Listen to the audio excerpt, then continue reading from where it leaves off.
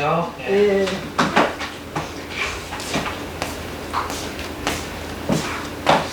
좀 이제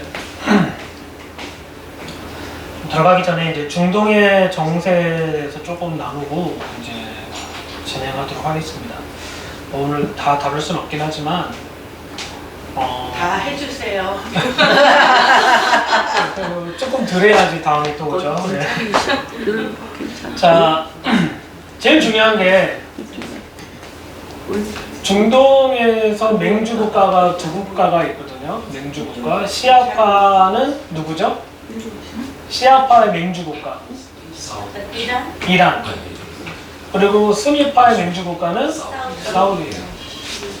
시아파는 원래는 되게 미국과 친하고 있다가 이제 혁명을 통해서 바뀌게 되었고 이슬람 군부원주의로 들어가면서 시아파의 맹주 국가로 돼요. 그리고 이제 수니파의 맹주 국가는 바로 사우디예요. 이 시아파의 특징적인 건 뭐냐면 이스라엘을 죽이는 게 없애는 게 목적이 아니에요. 다 오해하시는데 이스라엘을 없애는 게 목적이 아니라 거기에 없애고 이슬람 국가를 세우는 게 목적이에요. 그게 최종이라고요. 그러니까 이스라엘을 없애는 게 목적이 아니라 이슬람 맹주 국가를 세우는 게 목적이에요. 왜 그럴까요? 실은 이란은 시아파 정주국이긴 하지만 자신들의 홀리랜드가 없어요. 없잖아요. 그렇죠. 아무것도 없죠. 그러면은 그들에게 좀 홀리랜드가 필요한 게 어디예요? 예루살렘에 있는 뭐죠? 사우디는 홀리랜드 다 있어요. 메카가 있잖아요. 메카가 있잖아요. 이슬람의 시작 근본 자체가 다 거기서 시작이 됐기 때문에. 근데 미국과 사우디는 친해요. 친하고 되게 친해요. 아주 친한데 지금 조금 덜 친해요. 자, 이런 구조를 갖고 있어요. 그래서 가만히 보면 수니파와 시아파예요. 그리고 이스라엘과 아브라함 협정을 맺은 데는 다 수니파예요. 그리고 시아파는 협정을 안 맺었어요. 자, 그러면 이제 하마스는 수니까요, 시아까요? 순이에요. 이란 쪽 라인이에요. 아니, 파는 사우디인데 교단은 사우디 쪽인데 이스라엘에 대항하기 위해서 무기를 공급받기 위해서 이 시아파한테 고개를 숙이는 거죠. 실은 이 두 교단은 상당하게 오랜 역사 가운데 서로 죽이고 싸운 역사가 쭉 있었죠. 그래서 이런 구조 가운데 이제 이란이 수니파인 하마스에게 돈과 무기를 전달하는 거예요. 목적은 뭐냐면 이스라엘 제거하는 거예요. 이스라엘 제거가 되어야지 거기가 이슬람 국가가 세워지니까. 이게 핵심이에요. 우리는 이란이 이스라엘 비워서라고 생각하지만 이란의 최종 목적은 거기다 이슬람 국가를 세우는 게 목적이에요. 우리는 자꾸 오해를 해요. 그렇죠? 이스라엘 회복의 목적이 뭐예요? 예수님 재림이죠. 네. 근데 대부분 이스라엘 회복만 붙잡고 있어요. 이게 그런 게 있죠. 자, 이번에 이제 미국이 아랍 국가를 다 다니면서 요청을 해요. 이제 가자 전쟁이 끝나면은 가자를 재건을 해야 되잖아요. 그렇죠? 그러면은 누구한테 부탁했냐면 사우디, 카타르, 요르단, 이집트에 부탁했는데 뭐 하기로 했어요? 그 사람들이 거절했어요. 근데 요르단하고 사우디하고 이스라엘에는 팔레스타인은 교단이 똑같아요. 수니파예요. 지금 성전산 누가 관리하고 있죠? 요르단이 관리하고 있죠. 수니파가 관리하고 있죠. 그러면 수니파의 대빵이 누구죠? 사우디죠.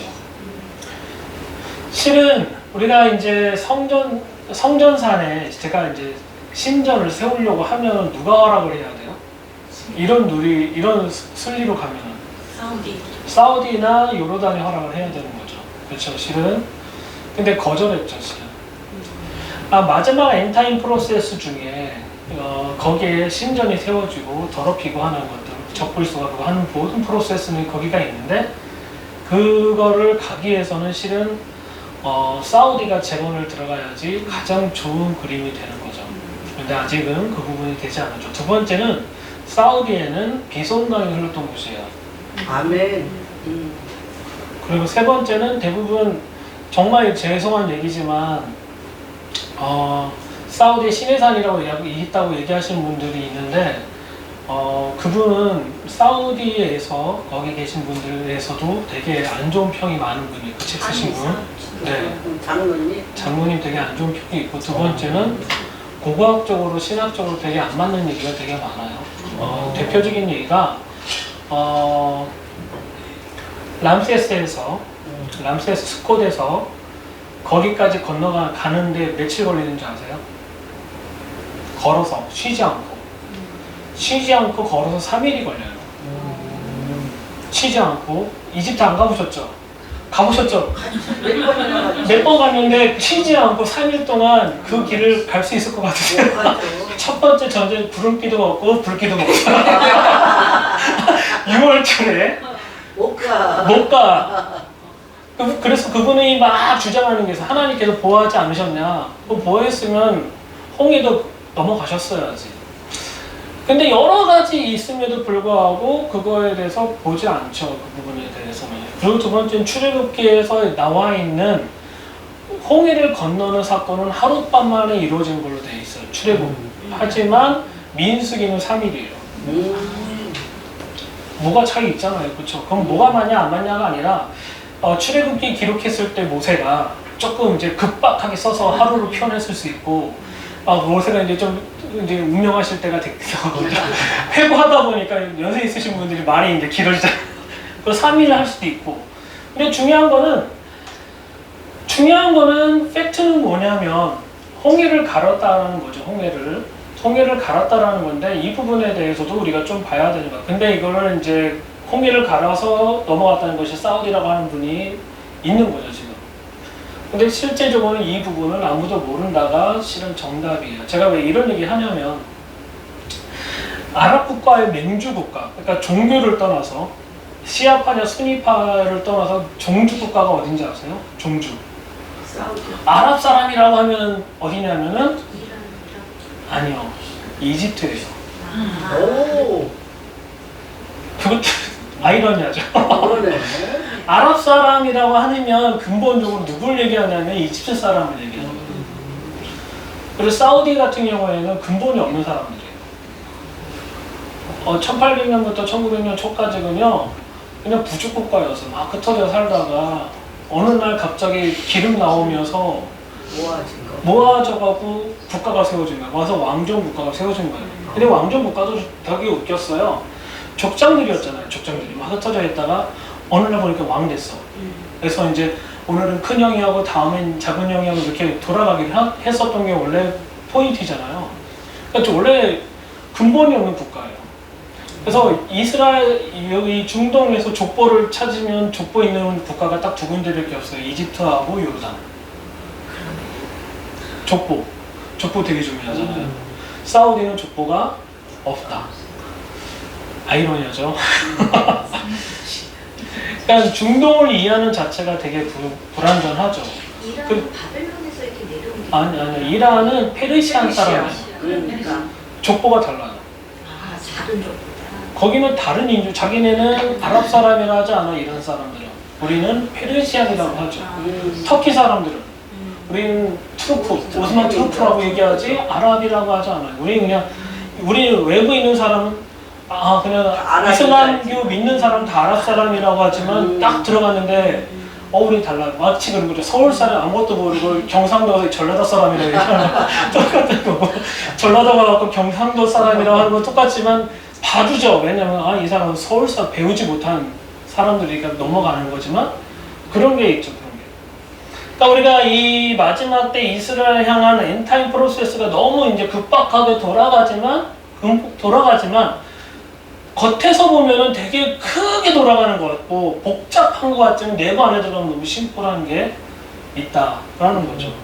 그러니까 미국이나 지금 아브라함 협정을 통해서 사우디는 뭘 하고 싶은 거냐면 네옴시티를 완성하고 싶은 거예요. 네옴시티는 요르단하고 이스라엘 없으면 절대 안 돼요. 네옴시티가 어디서 보이냐면요, 이스라엘 에일란 밑에서 홍해에서 딱 보면 사우디 있는데 네옴시티 있는 데가 보여요. 어머. 되게 가까워요. 진짜. 그리고 그 네옴시티에서 요르단에 있는 킹스 하위로 올라갈 수 있어요. 오. 그쵸? 강북과 강남인데. 그쵸? 그러니까 이 이스라엘, 사우디 입장에서는 실은 이스라엘을 포기할 수가 없어요. 포기할 수도 없지만 이제 워낙 족보가 없다 보니까 깡따구도 없어. 내밀 게 없네. 내밀 게 돈밖에 없죠. 그래서 맨날 이제 빈사면이 와가지고 웃고 있지만 난 돈 많아. 하지만 근본이 없다 보니까. 그렇죠. 이집트도 보면요, 가보시면 정말 못 사는 나라예요. 가진 게 하나도 없는 나라인데도 불구하고 항상 모든 협정에 누가 들어가요? 이집트가 들어가요. 형님국가예요, 형님국가.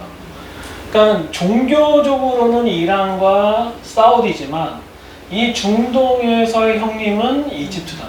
그래서 실은 이집트 아랍어가 표준어예요. 자, 이렇게 조금 중동의 얘기를 조금 해드린 거예요. 자, 이거와 똑같은 거죠. 우리가 성전을 이해하는데 이게 동방에 있는 동방 종교에서 이해하는 것과 카톨릭에서 이해하는 것과 개신교, 그러니까 루터 종교 개혁을 통해서 이해하는 것과 너무 달라. 너무 다르고 이제 여기서 지지고 볶고 싸워 막. 우리가 만날 저기 만날 교회론 얘기하고 뭐 얘기하고 있지만 성경은 아주 클리어하게 성전에 대해서는 아주 심플하게 얘기하는 부분이 있다요. 근데 우리는 여기서부터 시작되는 게 아니라 어디서부터 시작되냐면 각각의 소용돌이로부터 시작하기 때문에 본질적인 얘기를 들어가지 못하는 게 너무 많다라는 거죠. 자, 재밌는 거 하나 얘기해 드릴까요?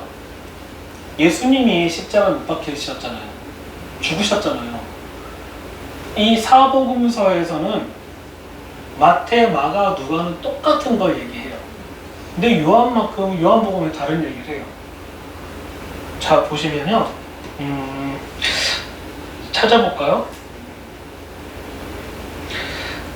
마태복음 27장 51절. 한번 성경을 그래도 읽어봐야죠. 50절부터 51절.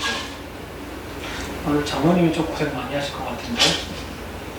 50절부터 51절 한번 읽어볼까요? 예수께서 다시 크게 소리 지르시고 영원히 떠나시니라. 예. 들이대고 땅이 진동하며 바위가 터지고 무덤들이 열리며 자던 성도의 몸이 만원하되. 자, 52절 빼고 50절부터 51절. 이 사건은 뭐냐면 예수님이 십자가에서 죽으신 사건을 기록한 거예요. 마태는 이렇게 기록했죠. 누가복음 볼까요? 마가복음 15장 38절. 장로님 감사합니다. 예, 너무 감사해요. 38절. 예, 37절 38절 읽어볼게요. 예수께서 큰 소리를 지르시고 이에 성소 빗장이 위로부터 아래까지 찢어져 둘이 됩니다. 자, 누가복음 23장 45절. 44절 45절일 거예요. 23장 45절.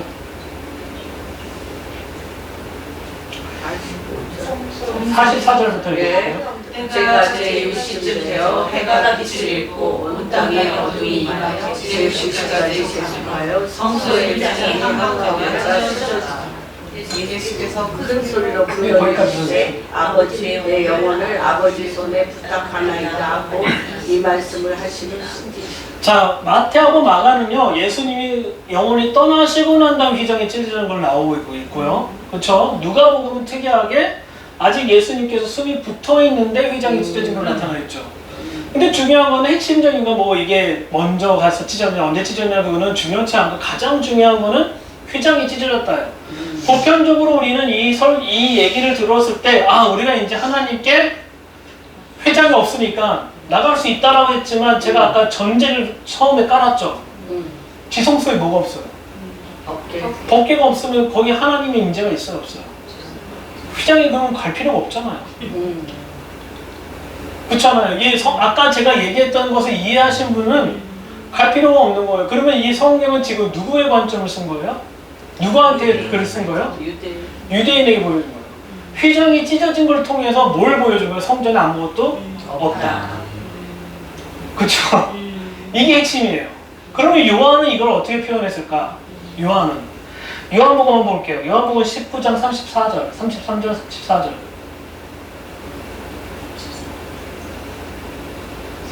자, 33절부터 34절.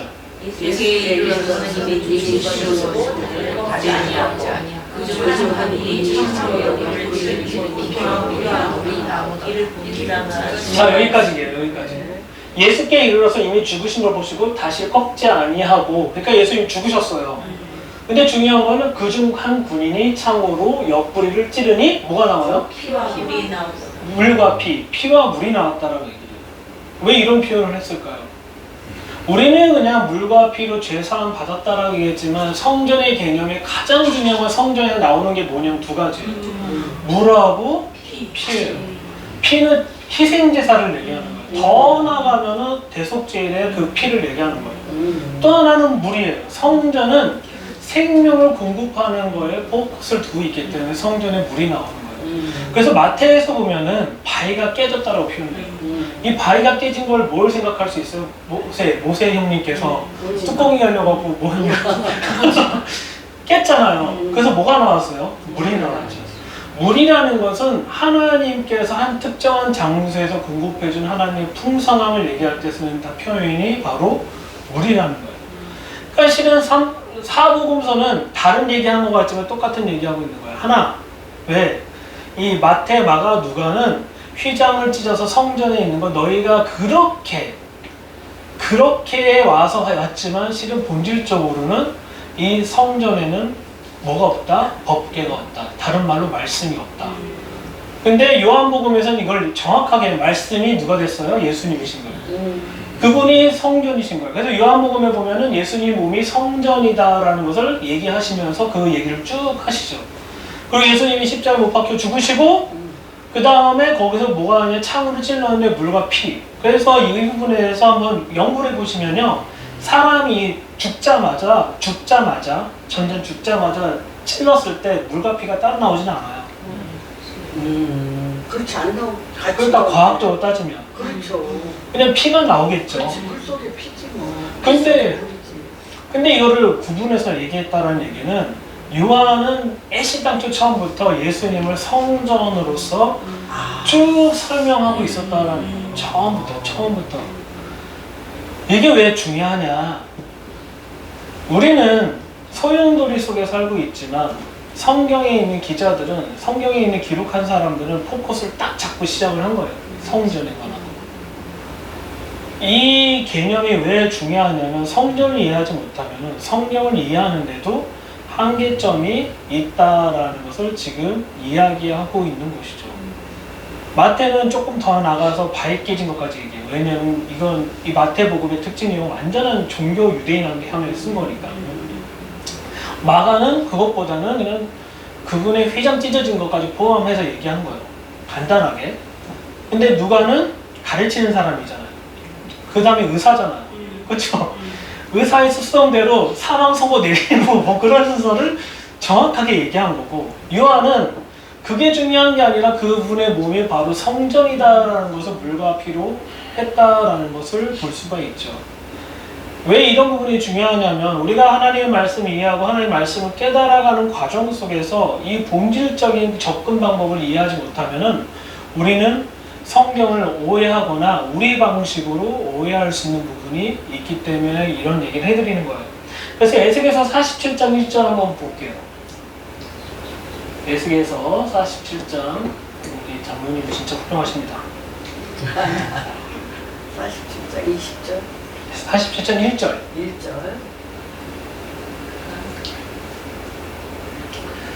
1절 2절 같이 읽겠습니다. 시작. 그가 나를 데리고 성전에 이르시니 성전에 안으니 동쪽을 향하였는데 그 문지방 밑에서 물이 나와 동쪽으로 나가 성전 오른쪽 제단 남쪽으로 흘러내리더라. 그가 또 나를 데리고 북문으로 나가서 바깥으로 껴 동쪽으로 향 바깥문에 이르시기로 본즉 물이 그 오른쪽에서 스며 나오더라. 자, 그래 보면은 에스겔 성전에서의 특징적인 건 뭐냐면은 성전으로부터 뭐가 흐른다? 물이 흐른다는 거예요. 그러니까 이때 당시에 있는 사람들에게, 예수님 당시에 있는 사람들에게서 가장 중요한 거는 성전에서 물이 흘러야 되는 거예요. 근데 제2성전과 솔로몬 성전이 있었던 위치에서는 물이 흐르지 않습니다. 물이 없어요. 그러니까 사람들이 물을 퍼요. 그래서 어떤 분들은 막 성전 위치가 어디 있냐고 했을 때 기온샘 위에 있다라고 하는 사람이 있고 그 위쪽에 있는 사람이 있다라고 하고 지금 현지에 있는 거라고 하지만 실은 실제적인 성전에서는 물이 있지 않습니다.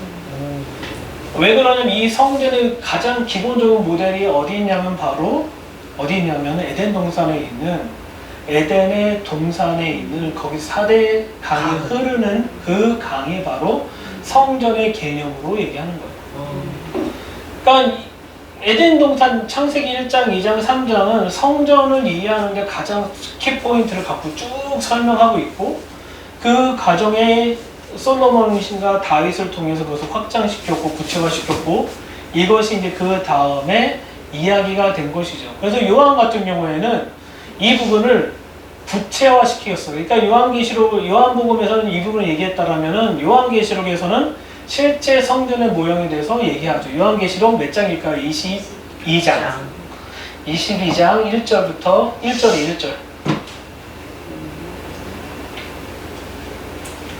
요한계시록 22장 1절, 2절 같이 읽어볼게요. 시작. 또 그가 수정같이 낡은 생명수가 그에게 보이니 하나님 아비 어린 양의 보좌로부터 나와서 길 가운데로 흐르더라. 강 좌우에 생명나무가 있어 12가지 열매를 맺되 달마다 그 열매를 맺고 그 나무 잎사귀들은 만국을 치유하기 위하여 있더라. 자, 보면 강 좌우에 생명나무가 있다고 그랬잖아요. 에덴 동산에 뭐가 있었죠? 선악과도 있는 것도 있지만 생명나무도 있다는 거예요. 그러니까 최종적으로 요한은 이 성전이라는 사상을 통해 성전의 개념을 통해서 계속적으로 성경을 뭐하고 있다? 설명하고 있었다라는 거죠. 근데 우리는 이거를 잘 몰랐던 거죠. 대표적인 예가 어디냐면 마가의 다락방 얘기예요. 오순절 죄송합니다. 혹시 그렇게 믿으신 분 계실 수 있겠지만 오순절날 성령 임한 곳이 어디라고 생각하세요? 마가의 다락방이라고 하잖아요. 사도행전 2장의 근거에서. 그렇죠? 사도행전 누가 썼죠? 누가가 썼죠. 그러면은 누가가 어떻게 그걸 설명했는지를 좀 봐야 되잖아요. 그렇죠? 누가복음 맨 끝에 참 가볼까요?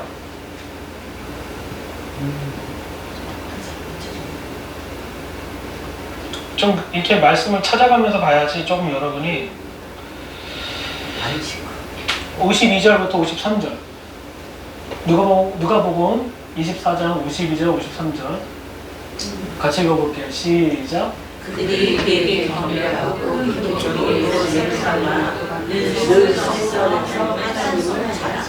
자, 경배를 했대요. 지금 경배하는 위치가 그냥 감람산이에요. 배단이에요. 예수님께서 배단이라는 이 지역을 되게 중요하게 요새를 삼고 있었어요. 왜 그러냐면은 배단이라는 단체 자체가 이 단어 히브리어가 가난한 지역이에요. 가난한 지역이지만 거기에 누가 있었냐면 나사로가 있었고 마르다도 있었고 또 누구 있었죠? 마리아도 있었고 시몬도 있었던 것이 거기에요. 문둥병과 모든 관련된 사람이 다 배단인데 예수님은 이 배단위에 들어갔어요. 근데 해석이 두 가지가 돼요. 첫 번째 가난한 마을, 또 조금 더 부드럽게 하면은 겸손한 마을이에요. 근데 하나님께 구약 성경에서 이때 당시에는 신약 성경이 없잖아요. 그렇죠? 구약 성경, 특별히 유대인에게서 제일 중요한 게 토라잖아요. 시몬이라는 사람이 있었어요. 그렇죠? 문둥병 걸린. 그렇죠? 이 문둥병 걸렸던 사건 중에 우리가 몇 가지를 보는데 가장 중요한 게 누가 그 문둥병 걸렸었죠? 토라 안에서 딱 보면은 부정하고. 그렇죠. 부정하긴 한데 이 부정한 거에 있어서 가장 첫 번째 누가 피부병 걸렸냐면 미리암이 걸렸어요. 왜 그러냐면 모세에게 대적을 했기 때문에. 그렇죠. 또 미리암이 거기 또 살고 있네. 고집센 여자. 그렇죠. 미리암이 고집이에요. 고집 피우다. 그런 뜻을 갖고 있어요. 또 마르다가 있어요. 이 마르다는 어떤 역할을 하고 있냐면 예수님께 향유를 부은 사람 중에 하나예요. 그러니까 우리가 잘 알 수 없지만 이 세 가지 요소를 보면 거의 이제 성전과 대제사장과의 밀접한 관계를 설명해요. 문둥병 걸린 사람 반드시 대제사장의 그 기도를 받고 해결이 돼야 될 사람들인 거예요. 그러니까 예수님은 그 지역에서 매일 사역을 하고 있었지만 이제 예수님께 승천하시고 그리고 누가복음에서는 뭐라고 맨 마지막에 얘기하냐면 늘 성전에서 하나님을 찬송했다라고 얘기해요. 그렇죠? 누가는 그렇게 했단 말이고 누가복음의 연장선이 어디예요? 사도행전 1장, 2장이잖아요. 그렇죠? 1장에서 보면은 다시 늘 찬송하기 이전의 얘기가 나와요. 뭐냐면 예수님이 제자들을 만나서 사도행전 1장 예수님이 제자들을 만나서 40일 동안 부활하셔서 뭘 가르치세요? 하나님의 나라, 저는 그냥 킹덤이라는 단어를 좋아해요. 하나님의 킹덤에 관한 얘기를 쭉 가르치셨단 말이에요. 그렇죠? 그러고 난 다음에 쭉 하시고 쭉쭉쭉 내려가다 보면은 예수님께서 승천하는 부분이 나와요. 그렇죠? 승천하고 난 다음에 이제 그 사람들이 안식일 지나서 다락방으로 모여요. 뭐 하러 온 거예요? 경배하러 온 게 아니라 실은 뭐 하러 온 거냐면은 12번째 제자를 뽑으러 온 거예요. 그쵸? 그쵸? 그러고 난 다음에 사도행전 2장에서 그 집에서라는 단어 나오니까 우리는 영어 마갈 다락방이라 얘기하는 거예요. 근데 중요한 거는 그 제자들은 늘 모여서 어디서 기도했냐면 성전에서 기도했다라는 거죠. 성전은 실제 성전도 있지만 성전사 자체를 성전이라고 얘기하는 거예요. 그러니까 그들은 성전산에 올라가고 그래서 사도행전 2장 읽어보면 그들이 방언 기도하고 뭐하고 했는데 놀라운 건 사람들이 그 방언 기도하는 거 듣고 듣고 그러죠. 실은 마가의 다락방 가시면 거기서 방언 기도하면 들려요? 안 들려요? 안 들려요. 거기가 장소가 진짜인지 아닌지를 떠나서 안 들리는데 세계 만국에서 온 사람들이 제자들이 방언하는 걸 듣고 우리 언어로 한다라고 얘기를 해요. 그러면은 무슨 얘기냐면 그들은 공간이 오픈된 데서 기도했다라는 것이 분명한데도 불구하고 나눴죠. 왜 그렇게 나눴을까요? 이스라엘 사람들은 성전 중심으로 모든 것을 살아내요. 아까 제가 얘기했지만 성전에 아무것도 없다라고 하지만 그럼에도 불구하고 하나님의 집이었던 그 장소에 대한 아련한 사랑이 있었고 그것이 있었겠죠. 근데 우리는 기독교는 죄송해요. 제가 기독교를 욕하는 게 아니라 기독교가 유대교와 분리되기 시작하면서 유대인의 뭐를 없애야 돼요? 전통을 없애버려야 돼요. 그러다가 너무 전통을 없애다 보니까 반유대주의가 나온 거예요. 그리고 우리가 스스로 이스라엘이라고 얘기하는 거죠. 나중에는. 왜 그러냐면 이 AD 100년경에 설교를 누가 기가 막히게 더 잘할까요? 초대교부가 잘할까요? 랍비들이 잘할까요? 랍비들은 히브리어를 기가 막히게 아람어하고 막 하니까 그때 당시 어떤 일이 있었냐면 사람들이 토요일날 안식일날 회당에 가서 설교를 듣고 주일날 가서 또 설교를 듣는 그 기록이 다 있어요. 듣다 보니까 이제 너무 화가 나는 거죠. 그래서 거기서 이제 단절시킨 거예요. 자, 이런 패턴이 있다라는 거예요. 이런 패턴. 그래서 우리가 생각을 해봐야 될 건 성경 중심으로 지금 모든 것을 설명하고 이끌어가고 있다는 거죠. 그럼 요한복음도 안 그럴까요? 요한복음 21장. 요한복음 21장은 뭘로 끝나죠? 성전이 지어졌다라가 아니라 갑자기 뭘로 시작을 해요? 좀만 더 위로 올려볼게요. 1절, 2절 볼게요. 1절, 2절, 3절 한번 읽어보겠습니다. 시작. 그 후에 예수께서 유대라 가우스에서 또 제자들에게 자기를 나타내셨으니 나타내시는 이러하니까 시몬 베드로와 디두모라는 도마와 갈릴리 가나사 나다나엘과 세베대의 아들들과 또 다른 제자 둘이 함께 있더니 시몬 베드로가 나는 물고기를 잡으러 가노니 그들이 우리도 함께 가겠다 하고 나가서 배에 올랐으나 그날 밤에 아무것도 잡지 못하였더니. 자, 이 부분은 우리 이제 목사님들 설교가 되게 좋아요. 첫사랑을 회복하라. 요한의 아들 시몬아, 예수님은 베드로는 3번을 부인했지만 결국 이렇게 돼서 자기가 원하는 대로 갔다가 거꾸로 내려서 죽고 뭐 그런 스토리.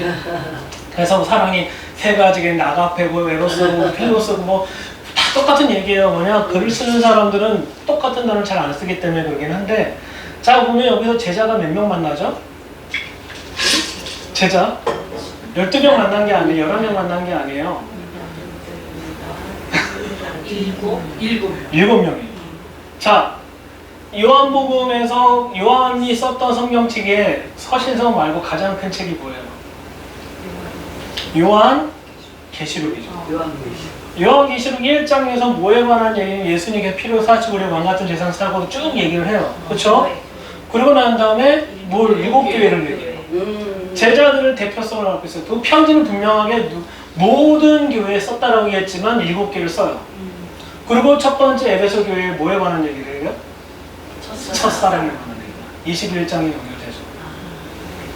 그러니까 성경은 계속적으로 이 성경과의 연결성을 쭉 가져가면서 설명하고 있는 거예요. 그래서 요한복음은 처음에 가나안 혼인자책의 4장을 시작이 돼요. 하지만 이때는 아니라고 하고 예수님께서 요한복음 14장을 통해서 내가 장막을 준비하러 가겠다라고 얘기해요. 그것이 실제적 요한계시록 21장에서 장막이 내려오는 걸로 설명하면서 정리가 되는 것이죠.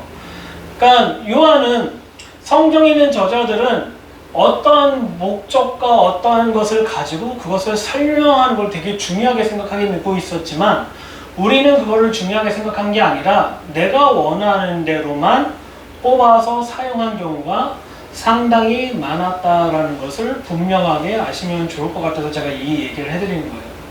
사실 이제 처음에 들어가면은 예수님은 몸이 성전이기 때문에 물과 피가 흐르는 것은 불쌍하게 슬플 게 아니라 성전으로서의 역할이 무엇인지를 분명하게 보여준 사건이었고 나머지 마태, 마가, 누가는 성전을 회장이 찢으면서 너희가 그렇게 숭배했던 바알불릭 같은 모습이다라고 정확하게 사람들에게 보여준 거죠.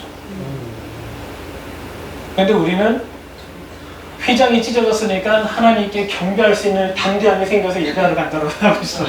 히브리서의 말씀을 가지고. 하지만 히브리서는 그 얘기한 게 아니에요. 히브리서는 중요한 게 예수님이 대제사장이기 때문에 우리가 할 수 있다고 얘기한 거지 휘장이 찢어졌으므로가 아닌데 우리는 이 말씀을 기가 막히게 다 끼워 맞춰서 가는 놀라운 역사가 있습니다. 놀랍지 않으세요?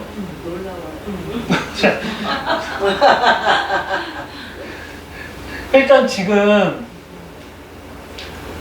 제가 이거 하나만 이렇게 얘기해도 이게 되게 큰 차이예요.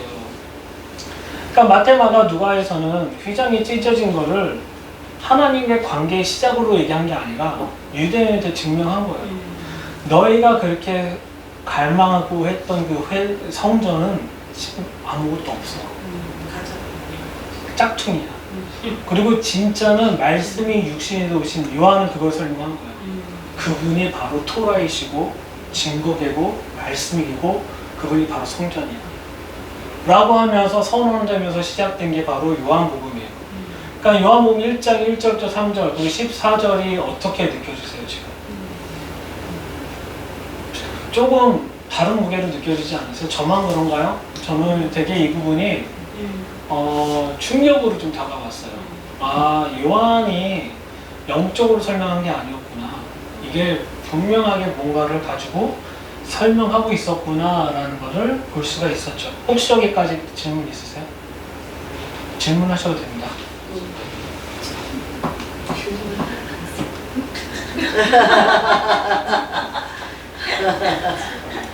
이거는 뭐 이게 뭐 성령 집회가 아니니까 질문하셔도 돼요. 질문 있으십니까 혹시? 질문하셔도 좋습니다. 저 질문 받는 거 되게 좋아하고 뭐 토론할 거 있으면 토론하는 거 좋아해요. 이게 특별한 게 아니니까. 제가 충분히 이해가 되는 게 뭐냐면 1장 47절부터 51절 한번 볼까요? 47절부터 1장 47절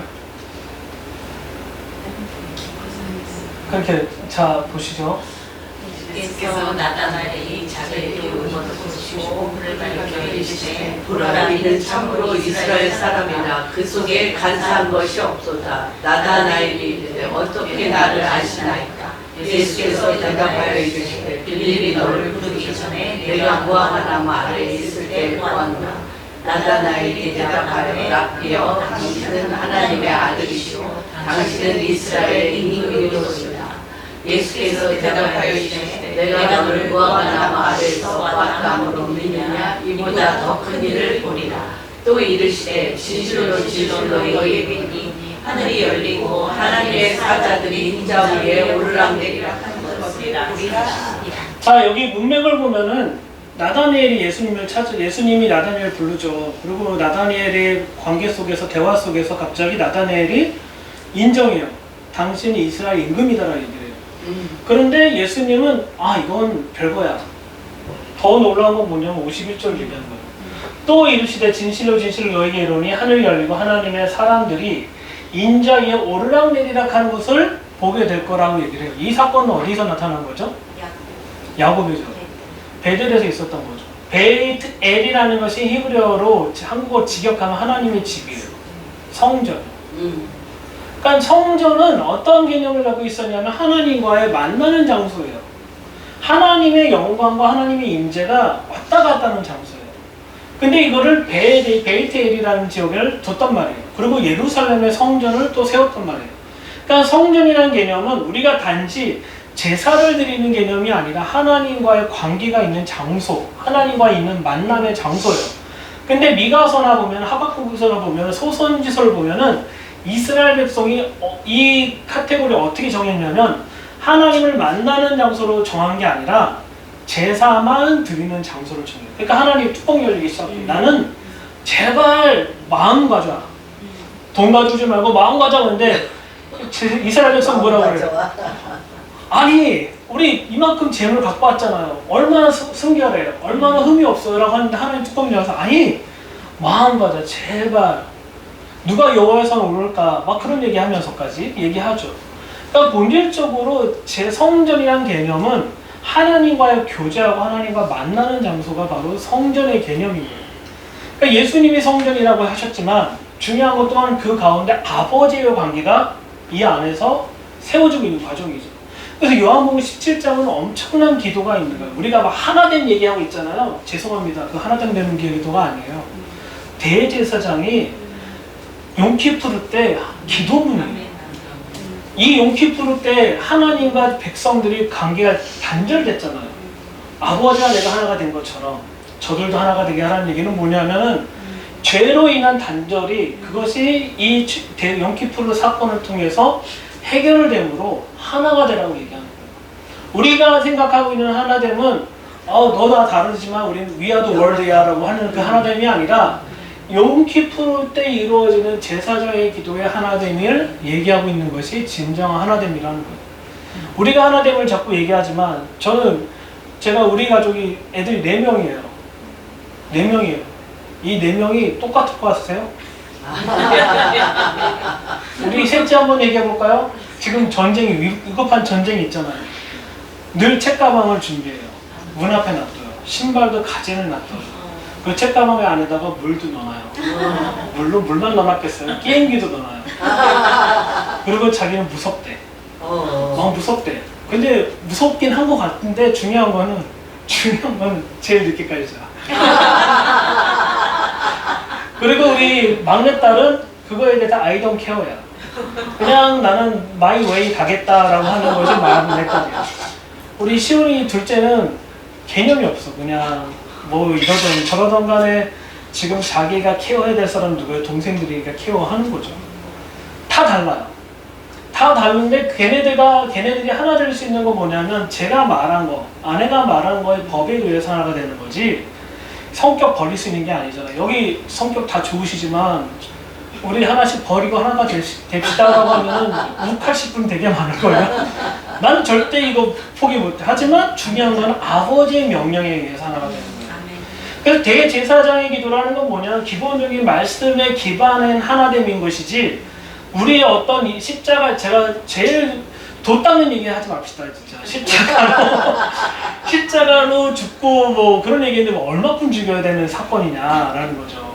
아무튼 그 대제사장 기도라는 것이 자체가 그 부분을 얘기하는 거예요.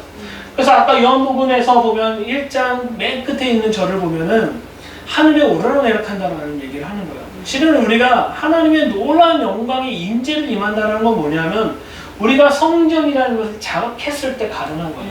아버지와 자녀 관계는 이 관계가 없어요. 실은 죄송한 얘기지만 자녀는 아버지에게 요구하고 땡깡 부리고 뭐 쟤도 죄 아닙니다라고 하면은 아유 그냥 아버지 나 이거 들어주면은 아유 죽을까봐 들어주는 거지 그 말을 알아서가 아니에요. 우리 가만히 얼마 전에 아빠랑 절교했어. 카톡 그거 뭐야 차단하고. 왜 그러는지 알아요? 왜? 우리 하나는 애플워치를 사달라는 거예요. 중고로.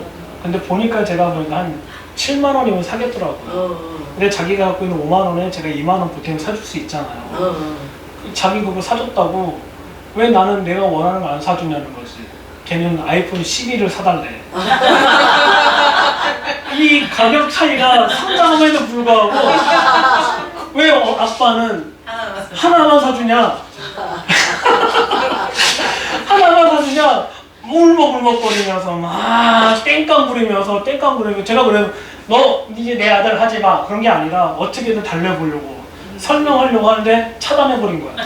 지가 차단했어? 지가 차단하고 머지않아 용기불을 지금 그런 거라고요. 아버지와 자녀 관계. 하지만 말씀으로 하나 되는 관계는 이 땡땅이 중요한 게 아니라 하늘의 뜻이 땅에 이루어지는 거죠. 그러니까 성전의 개념을 요한은 이것을 통해서 분명하게 설명하면서 예수님께서 얘기하면 또 이르시되 진실하신 너에게 이르노니 하늘 열리고 하나님의 사람들이 하나님의 인자 위에 사람들이 인자가 누구냐면 예수님을 얘기하는 거예요. 그렇죠? 인자에 오르나 내려가서 보게 될 거다라고 얘기하는 거예요. 그래서 예수님이 바로 성전이라는 것을 지금 설명하고 계신 거예요. 그래서 아버지의 뜻이 온전히라는 개념을 설명한 거예요. 근데 우리는 오해한 거죠. 왜? 성전이라는 개념이 불분명하니까 그런 거예요. 성전은 하늘의 뜻이 온전히 어디 가운데? 땅 가운데 이루어지는 거예요. 성전의 목적은 제사 드리는 게 아니라 하늘의 뜻이 증거기에 있는 그 말씀이 온전히 어디 가운데? 이 땅 가운데 이루어지는 게 목적이라고. 근데 이거를 놓쳐버리는 그 순간부터는 어떻게 되냐면 땡깡 부리는 과정을 가게 된다라는 것을 얘기하는 거예요. 그래서 요한은 이런 코드를 다 심어놔서 설명했지만 우리는 이 부분에 대해서는 잘 모른다라는 거죠. 왜 그럴까요? 우리가 나빠서가 아니에요. 우리가 몰랐기 때문에 그런 거예요. 몰랐기 때문에. 이 모르는 거를 우리가 또 주님 안에서 더 배워야 되고 알아야 될 필요성이 있다라는 것을 좀 설명해 드린 거예요. 잠깐 질문이 있으세요? 질문 있으신 분은 강의시죠. 즉 요한복음이 네. 그 지금 유대인들하고 이방인들에게 다 이분들에게 주기 위해서 쓰신 건가요? 아까 마가 이게 맞대는 유대인들 위해서 쓰신 그쵸. 복음서인데 요거는 유대인과 이방인들에게 다 공통적으로 이 말씀을 선포하기 위해서 하신 말씀입니다. 중요한 거는 이거는 누구한테 대상을 썼냐. 예. 이 저자는 성전이 파괴가 되고 난 다음에 썼어요. 이거는. 두 번째는 성전이 파괴가 되고 난 다음에 유대인이 디아스포라 되기 전이에요. 디아스포라 되기 전, 물론 디아스포라 되긴 했지만 가장 중요한 건 뭐냐면 성경을 썼을 때 아무리 이방인한테 썼어도요 자신의 민족에게 먼저 생각을 하게 쓰고 있는 거죠. 모든 사복음서는. 자, 바울도 로마서에 대해서 많은 사람들이 오해를 해요. 로마서를 철저하게 이방인에게 썼다고 하지만 실은 로마에 있는 믿는 유대인과 믿는 이방인들을 향해 쓴 거예요. 그래서 로마서 하이라이트가 어디냐면 13장이에요. 먹을 거. 가장 막 은혜스러워 이신칭이 하고 막 은혜 나오는 얘기하다 같이 먹는 걸로 싸우는 얘기 하잖아요. 왜 다 동의하는데 먹을 걸로 싸워? 이런 부분들에 대해서 성경의 저자들은 철저하게 이방인 용어를 쓴 게 없다고요. 철저하게 성경에 기반해서 유대인 관점으로 이방인에게 설명하게 쓴 거지 이방인을 위해서만 쓰지 않았다라는 것이 이게 이렇게 생각하시면 돼요. 요한복음은 엄밀히 얘기하면은 요한에 있는 그 특별히 콤란 공동체에 있던 사람들 혹은 에스네파 그쪽에 예수님을 따랐던 유대인들 이스라엘 사람들 대상으로 혹은 유대교로 개종했던 이방인 대상으로 쓰는 것이 더 확률적으로 높다라고 보시면 좋을 거예요. 하지만 우리가 보기에는 가장 성경을 가르치거나 성경을 읽을 때 가장 이방인들이 이해하기 쉬운 책이 또 요한복음이라고 또 생각하니까 하지만 똑같은 영역이 담겨져 있습니다. 또 질문 있으세요? 질문 없으시면 잠깐 쉬고. 쉬고 네네. 왜냐하면 식곤증이 오는 것